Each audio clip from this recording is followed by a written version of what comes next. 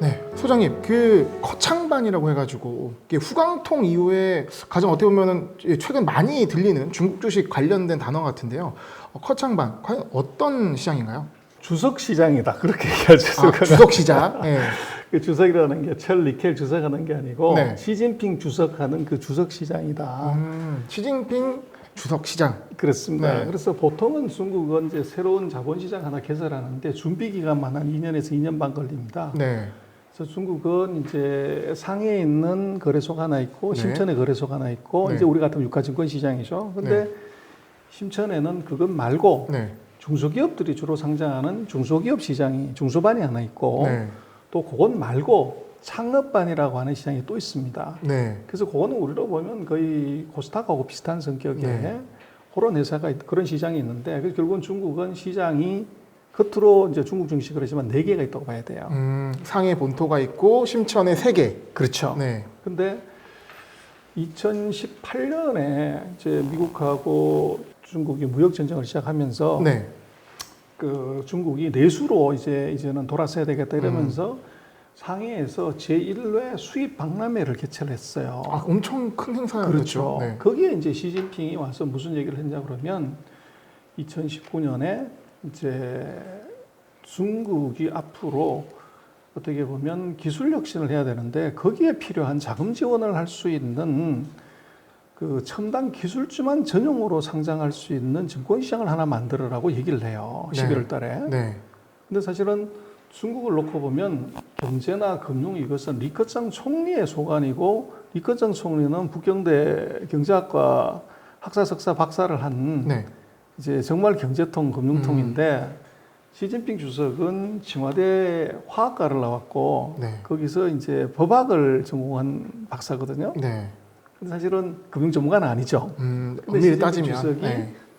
이 지시를 했는데 문제는 아까 말씀 이게 주석 카드가 센 게 7개월 만에 바로 증권시장을 하나 뚝딱 만든 것이 그게 바로 거창반입니다. 보통 말씀하신 게 최소 2년 이상 그렇죠. 준비기간이 필요한데 그렇죠. 7개월 만에 등장한 그러니까 저도 사실 이게 갑자기 나왔거든요. 네, 갑자기 나오면서 근데 그 시장 규모가 작지도 않습니다.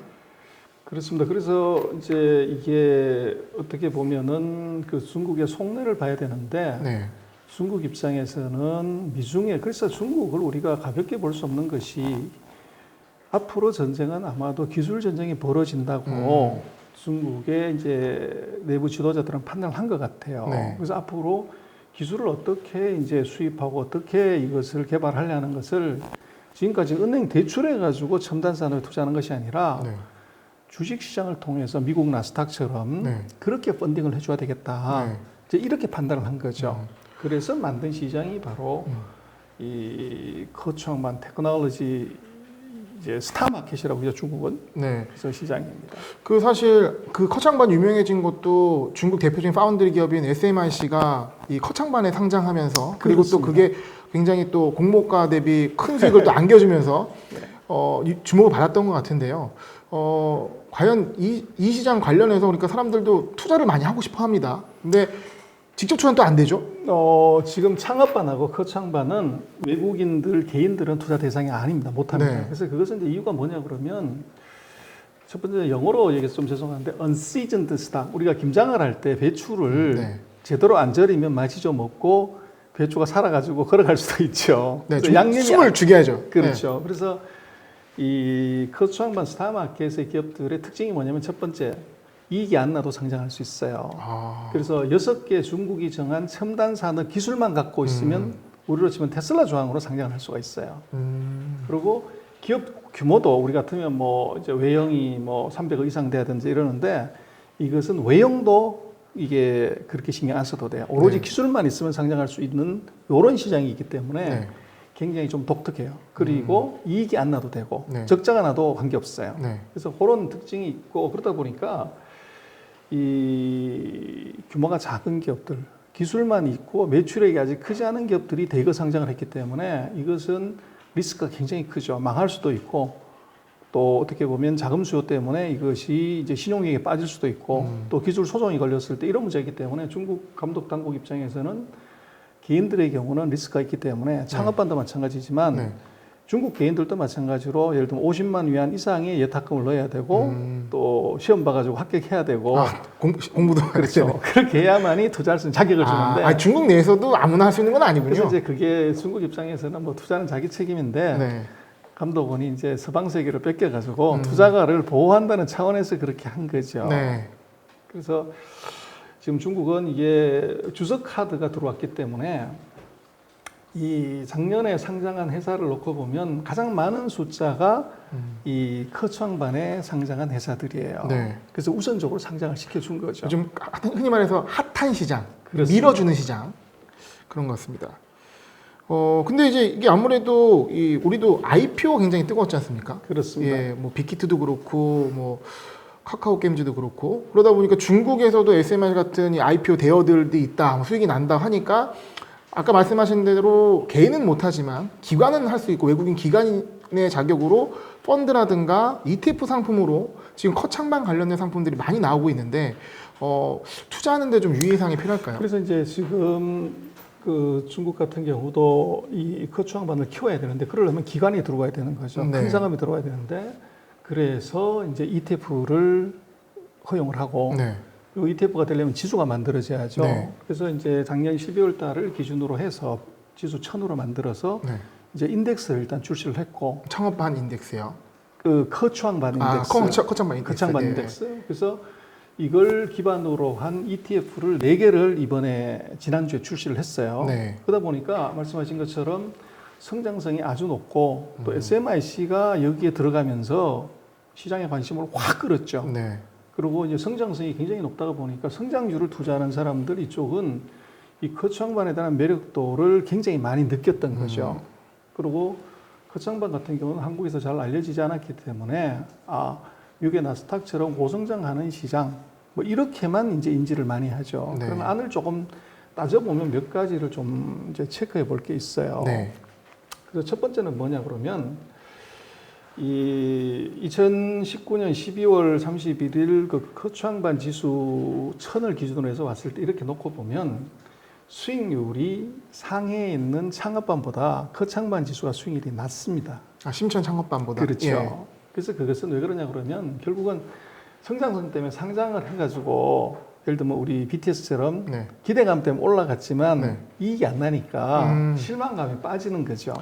약간 뒷심이 약한 상황이네요. 전형적인. 네. 그래서 결국은 주식이라는 게 뭐 PDR도 중요하지만 PDR은 잠시고 결국은 PER로 돌아가는 거죠. 네. 그래서 이게 첫 번째는科创반이 창업반보다도 심천에 있는 창업반보다도 수익률이 낮다. 수익률이 낮다. 이유는 아까 네. 말씀드렸던 것처럼 네. 이게 이익이 안 나도 상장할 수 있고 그리고 지금은 이제 그 창업반 같은 경우는 감독원의 심사, 거래소의 심사를 받아서 허가를 받아야 되는데 네. 이科创반은 등록제예요. 네. 그래서 요것만 맞으면 주관사가 그냥 상장시켜 버리는 거죠. 상장 절차 굉장히 쉽네요. 그래서 네. 이게 느슨하기 때문에 네. 이 기업들의 펀드멘탈이 창업보다 낮기 때문에 그렇다. 그래서 그런 게 하나 특징이고 두 번째 특징은 뭐냐 그러면 네. 상장 당일에 주가가 제일 높아요. 그리고 상장. 그 이후로 이제 한 일주일간 놓고 보면 평균으로 계산하면 이 공모가에서부터 D0 상장 당일이 146 정도 되면 네. 일주일 정도 지나면 133으로 떨어집니다. 그러니까 공모 받으면 좋긴 한데 공모 이후에 가격이 떨어지고 이게 많이 판단 얘기네요. 그렇죠. 이렇게 돼서 이렇게 떨어진 거. 과거에 네. 우리도 이제 코스닥 시장에서 전형적인 그런 현상을 많이 봤는데 이제 기관들이 성장성을 보고 대거 공모에 들어갔다가 네. 상장되는 날 그날 다 틀어버린다는 거죠. 아, 그래서 이게 지금 뭐 기관들의 경우들은 뭐 수익률이 뭐 시장 평균 네. 뭐 채권 금리 알파 이 정도만 먹어도 되는데 네. 문제는 공모가의 140% 이상씩 이게 공모가 형성이 됐으니까 발행가에 네. 그럼 40%인데 거기서 반토막 먹어도 20%만 먹어도 기관들 입장에서 배가 터지는 거죠. 네. 그러니까 지속적인 이제 매물이 나오게 되고 네. 거기에 이제 다치는 것이 바로 개미들이 고수익을 누르고 들어갔다가 안고 있으면 다 이제 털리는 네. 그런 이제 약점이 이 거창반에 있고요. 네. 그리고 이제 그 세 번째는 보면 이 기업들이 다 작아요. 그래서 SMIC 같은 경우는 굉장히 특별한 케이스입니다. 그러니까 일단 스타를 하나 만들어 놓은 거고. 그렇죠. 바로 그거예요. 네. 그래서 보통의 기업들은 굉장히 작은 기업이기 때문에 이 영업의 변동성, 주가의 변동성이 굉장히 커요. 네. 그래서 절대로 이게 안정적이지 않다는 거고 네. 이 거래량 같은 것들은 뭐 기존 시장들의 예를 들면 연간으로 상해 시장이 한 77조 정도 거래되는데 거창반 같은 경우는 2조 5천밖에 안 돼요. 아, 상당히 아직 규모는 작네요. 그렇죠. 네. 그리고 이제 회전율로 보면 상해 시장이 한 1.8배 뭐 이렇게 가는데 후선 300이 1.3배 가는데 거창반은 6배입니다. 엄청 돌리는. 그렇죠. 작으니까. 네. 그래서 변동성이 굉장히 크다 이렇게 좀 봐야 되고. 네. 그리고 이게 이제 우리 같은 경우에 가치주 투자, 네. 또 저퍼드 투자는 감이 겁나서 손이 못 나갑니다. 네. 그래서 이게 이제 다 첨단 기술주기 때문에 R&D 투자를 많이 하죠. 그러다 보니까 R&D 투자를 많이 하니까 기업 이익이 안 나죠. 연구개발비 상각 때문에. 네. 그러다 보니 PER이 기본적으로 뭐 시장 평균이 한 68배, 네. 그리고 예를 들면 첨단 산업이라고 이름 붙으면 한 128배, 네. 뭐 한 200배 이 정도로 가죠. 이익이 안 나니까. 그렇죠. 네. 그래서 지금 이제 한국 개인들 같은 경우는 만약에 열렸다고 하더라도 네. 그 밸류에이션을 한번 보면 감히 손이 함부로 나갈 수 없는 이제 그래서 이것은 특징이 바로 이 R&D 오리엔트된 네. 기업이기 때문에 그렇다는 거죠. 우리처럼 네. 이미 성숙화된 산업에 투자하는 거 익숙한 투자가들은 하기가 굉장히 어려워요.